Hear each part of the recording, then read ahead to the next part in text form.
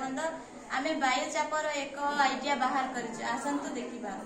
एथिपाई हमकु गोटे खाली बोतल ग्लास सेलो टेप छोट पानी बोले छोट पाइप बेलून पानी नबाकू वायुर ऊर्ध्व चाप निम्न चाप तरल पदार्थ को समतुल पाई अवस्थानित करिथाए।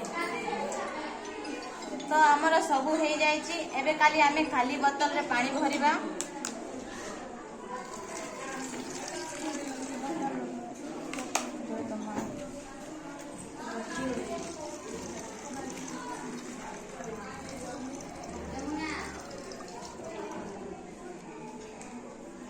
तो आमे भरी सारिलु एबे बेलून रे पवन भरिबा।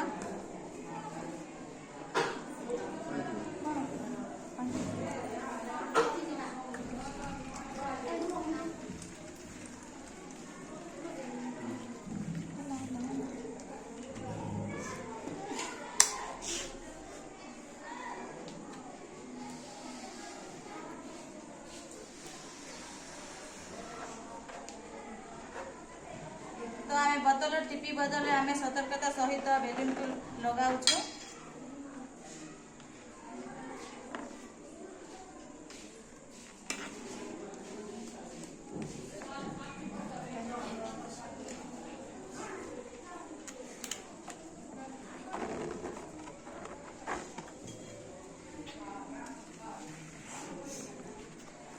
बेलून भितर थिबा वायु ऊर्ध्व चाप बोतल रे तिबा जलर निम्न छाप पाई निम्न समतल छाप पाई पानी को पाइप माध्यम रे अपसरा करूची।